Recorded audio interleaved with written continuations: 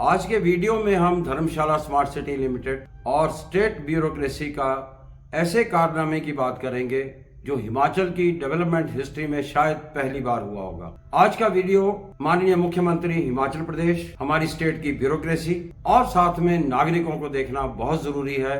मुख्यमंत्री साहब को देखना इसलिए जरूरी है ताकि वो ब्यूरोक्रेसी के इस किस्म के मिसएडवेंचर से बच सकें। ब्यूरोक्रेट्स को देखना इसलिए जरूरी है ताकि वो ये समझ सकें कि उनके मिसएडवेंचर से या एरोगेंस से नागरिकों का कितना बड़ा नुकसान हो सकता है। और स्टेट के और धर्मशाला के नागरिकों को इसलिए देखना जरूरी है कि उनके जानकारी के अभाव में उन्होंने अपना कितना नुकसान कर लिया और वो इसको समझ भी नहीं पाए कि उनसे एक स्मार्ट सिटी बस सर्विस जो कि वर्ल्ड क्लास की होनी थी, उनकी आंखों के सामने सामने छीन लिया गया और ये बसेस HRTC के रूट पे चल रही हैं।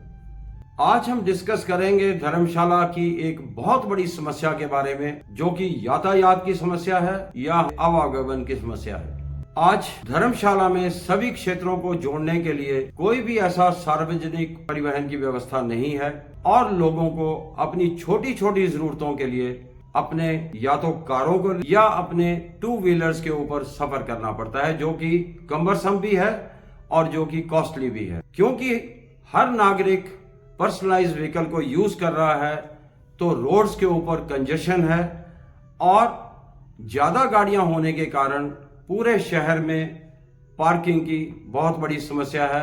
और वो इसलिए है कि हमारे पास पार्किंग की पर्याप्त व्यवस्था नहीं है। इसके साथ हमारे नागरिकों के लिए सड़कें बहुत ही खतरनाक बन गई हैं। नागरिकों को सड़कों के ऊपर पैदल चलना संभव नहीं है। पैदल चलने पे हर कदम पे चोट लगने का या जान जाने तक का खतरा बना रहता है। इसके साथ ज्यादा गाड़ियां होने से, ज्यादा कंजेशन होने से प्रदूषण भी धर्मशाला में बढ़ रहा है। अगर इस समस्या का समाधान नहीं निकाला गया तो ये समस्या आगे आने वाले समय में और भी विकराल रूप ले लेगी।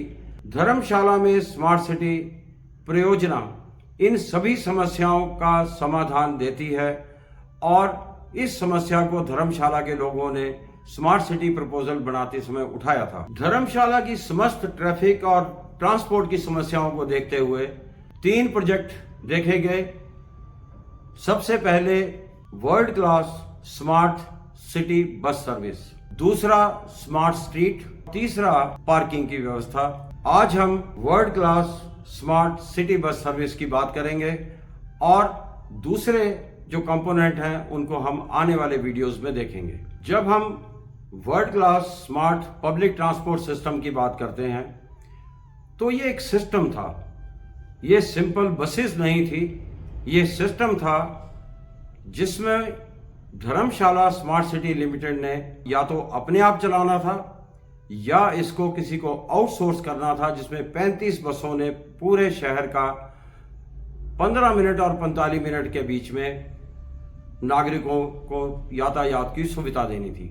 इसके साथ इन बसेस को इकोनॉमिकली वायबल बनाने के लिए धर्मशाला म्युनिसिपल कॉरपोरेशन का ही एरिया नहीं बल्कि आसपास के जितने भी गांव हैं वहां पे भी इन बसेस को चलना था। शुरुआत में 35 बसों की व्यवस्था थी, बाद में इन बसों को इंक्रीज किया जा सकता था समय के मुताबिक और नीड के मुताबिक। इस स्मार्ट सिटी बस सर्विस में 35 ई बसेस थी जो कि वर्ल्ड स्टैंडर्ड की होनी थी और साथ में धर्मशाला के लोगों की सहायता के साथ इसको टेस्टफुली डिजाइन किया जाना था। इन बसेस में पैसेंजर इंफॉर्मेशन सिस्टम होना था, जो कुछ नया नहीं है हमारे देश में। ये ऑलरेडी हम मेट्रोज में देखते हैं। इसका मतलब ये है कि पैसेंजर को बस स्टॉप के ऊपर पैसेंजर इंफॉर्मेशन सिस्टम से पता चलेगा कि कौन सी बस कब आने वाली है और कितने समय में आएगी। ऐसा ही पैसेंजर इंफॉर्मेशन सिस्टम बसेस के अंदर होना था, जहां पे नागरिकों को ये पता चलता कि अगला स्टेशन कौन सा आने वाला है और उसमें हर स्टेशन की जानकारी दी जाती। इसके साथ ट्रैवल प्लानर एप्लीकेशन डेवलप होनी थी। जब हम ट्रैवल प्लानर एप्लीकेशन को नागरिक इस्तेमाल करेंगे तो ये एफिशिएंट ट्रांसपोर्ट की सुविधा देता। जैसे उदाहरण के तौर पे अगर मैं सिद्धबाड़ी से जाना चाहता हूं मैक्लोडगंज और मेरे को 11 बजे वहां पहुंचना है, तो मैं ट्रेवल प्लानर एप्लीकेशन में मेरा लोकेशन उसमें ऑटोमेटिकली आ जाएगा। मेरा डेस्टिनेशन का लोकेशन मैक्लोडगंज में उसमें डाल दूंगा और मैं अपना टाइम डाल दूंगा कि मेरे को 11 बजे वहां पे पहुंचना है। ये ट्रैवल प्लानर एप्लीकेशन से मेरे को प्लान करके देना था कि मेरे को सिद्धबाड़ी से कितने बजे चलना है, ताकि मैं मैक्लोडगंज में 11 बजे पहुंच जाऊं, और मेरे को कौन कौन से बस स्टॉप के ऊपर मेरे को बसेस चेंज करनी पड़ेंगी। सिटी बस सर्विस में CCTV camera, vehicle location tracking device का प्रावधान होना था, ताकि हम सभी बसेस को अपने कमांड एंड कंट्रोल सेंटर में मॉनिटर कर सकते, उनकी मूवमेंट को मॉनिटर कर सकते। इसके साथ 145 लोकेशन के ऊपर स्मार्ट बस शेल्टर बनने थे, उसमें भी स्मार्ट कंपोनेंट आने थे, जिसकी चर्चा हम अलग से करेंगे। इन 145 बस शेल्टर्स में से 100 बस शेल्टर के ऊपर ई टॉयलेट का प्रावधान किया गया था। इसके साथ स्मार्ट कियोस्क हर बस शेल्टर में होना था। ये कियोस्क का मतलब ये था कि अगर नागरिकों को किसी के पास इंटरनेट की सुविधा नहीं है या मोबाइल वो यूज नहीं कर सकते हैं, तो उनको वहां पे जो भी स्मार्ट सिटी बस सर्विस से रिलेटेड सर्विस थी वो उनको कियोस्क से मिलती। इसके साथ पब्लिक अनाउंसमेंट सिस्टम भी इसी स्मार्ट बस सिस्टम का बंदोबस्त था। इस highly advanced smart city bus service, जो कि हिंदुस्तान में पहली होनी थी, उसके लिए पर्याप्त धन का प्रावधान भी स्मार्ट सिटी प्रपोजल में किया गया था। इंटेलिजेंट बैरियर फ्री बस शेल्टर्स के लिए 140 या 145 बस शेल्टर जो बनने थे, उसमें 22.84 करोड़ रुपए का व्यवस्था थी। ई टॉयलेट 100 जगह के ऊपर इसमें बनने थे। ICT enabled high class world standard की e buses fully air condition होनी थी, और उसके लिए 61.88 करोड़ रुपए का प्रावधान किया गया था। इन बसेस के संचालन के लिए सिटी बस डिपो सिर्फ स्मार्ट सिटी बस सर्विस के लिए 2.35 करोड़ रुपए का प्रावधान किया गया था। पैसेंजर इंफॉर्मेशन सिस्टम को डेवलप करने के लिए 18 लाख रुपए का प्रावधान था। सीसीटीवी कैमरा, जीपीएस या व्हीकल लोकेशन ट्रैकिंग डिवाइस के लिए 21 लाख रुपए का व्यवस्था की गई थी।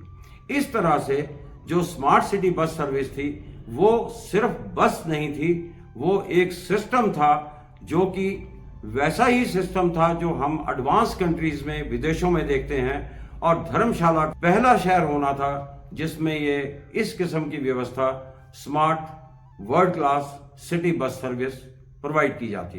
अब हम ये देखें कि इसमें हमारा कंसेप्ट भी क्लियर था, इसके लिए धन का प्रावधान भी था, लेकिन ये सिस्टम फेल कैसे हुआ।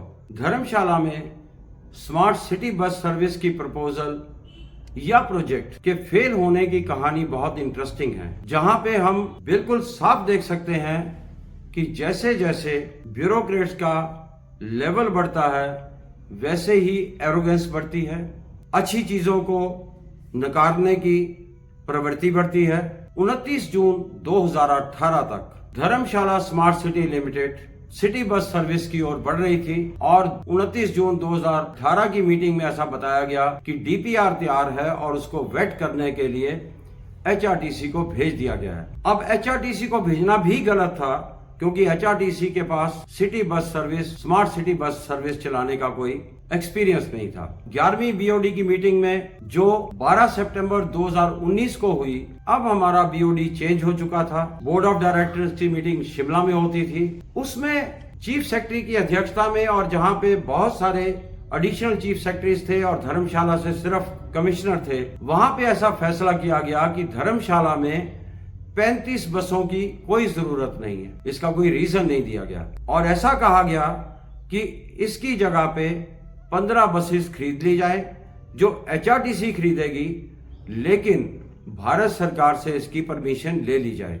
अब जुलाई 2020 में 14वीं बोर्ड ऑफ डायरेक्टर्स की मीटिंग में ऐसा जानकारी दी कि भारत सरकार को लिखा गया था, लेकिन भारत सरकार से कोई जवाब नहीं आया। मैं नागरिकों के ध्यान में लाना चाहूंगा कि भारत सरकार में स्मार्ट सिटी मिशन में तहत 13th एडवाइजरी में ऐसा लिखा गया है कि धर्मशाला या किसी भी स्मार्ट सिटी में जो नागरिकों ने प्रपोजल दी है उसमें बुनियादी बदलाव नहीं किया जा सकता, क्योंकि इस किस्म की प्रवृत्ति बाकी स्टेट्स में भी हो रही थी इसलिए इस एडवाइजरी को जारी किया गया। इसके बावजूद कि यहाँ पे भारत सरकार से परमिशन नहीं मिली थी, 15 बसें एचआरटीसी को ट्रांसफर करने के लिए परमिशन दे दी गई। अब 15 बसेस जो थी, यहाँ पे ऐसा लिखा गया कि ये 15 बसें एचआरटीसी मैनेज करेगी, प्रोक्योर करेगी और साथ में मेंटेन करेगी और इसका संचालन धर्मशाला में रेवेन्यू शेयरिंग मॉडल के ऊपर होगा। लेकिन आज हम ये देख सकते हैं कि ये बसेस आई और कोई रेवेन्यू शेयरिंग मॉडल नहीं है। आज एचआरटीसी के रेगुलर रूट्स के ऊपर एचआरटीसी की बसेस चल रही हैं। अब ये ब्यूरोक्रेटिक मिसएडवेंचर जो था, उसका हमारे धर्मशाला के नागरिकों के ऊपर क्या फर्क पड़ा? हमें इस प्रोजेक्ट से या स्मार्ट सिटी मिशन से क्या मिला? हम ऐसा कह सकते हैं कि हमें कुछ नहीं मिला। हमारे फंड से हमारे लिए जारी प्रोजेक्ट से बसें खरीदी गई और उनको एचआरटीसी को दान में दे दिया गया। एचआरटीसी एक पब्लिक सेक्टर अंडरटेकिंग है जिसकी वित्त पोषण की जिम्मेवारी या तो सरकार की है और या एचआरटीसी की खुद है। अब हम धर्मशाला के नागरिक ट्रैफिक कंजेशन को देखेंगे, ट्रैफिक जाम्स को देखेंगे, हमारा पार्किंग प्रॉब्लम ज्यों की त्यों बनी रहेगी, हमारे रोड वैसे ही अनसेफ रहेंगे, हमारे बुजुर्गों को, महिलाओं को, बच्चों को और आम नागरिक को सड़कों पे चलना वैसे ही मुश्किल होगा और खतरनाक होगा और आने वाले कई वर्षों तक इस प्रॉब्लम से हम जूझते रहेंगे। इस सभी चीजों को देखते हुए एक चीज हम बड़े ध्यान से देख सकते हैं कि हमारा प्रोजेक्ट को जानबूझकर ब्यूरोक्रेटिक एरोगेंस के साथ उसको फेल किया गया। हमारे चुने हुए प्रतिनिधि इस फेलियर को नहीं बचा पाए। अल्टीमेट सफरर हमारे सिटीजन हैं। अब हमारे को सिटीजन्स को क्या करना चाहिए? अगर हम इसको देखें तो ये बिल्कुल इलीगल एक्टिविटी है जिसको सुधारने के लिए या ठीक करने के लिए बहुत सारे ऑप्शंस हमारे पास अवेलेबल हैं। हम इस स्मार्ट सिटी बस सर्विस को जाने नहीं दे सकते और इसके लिए हर संभव ऑप्शन को हम अवेल करेंगे और ये इंश्योर करेंगे कि धर्मशाला में smart city bus service world class की चले और वैसे ही चले जैसा कि नागरिकों ने प्रपोज किया था।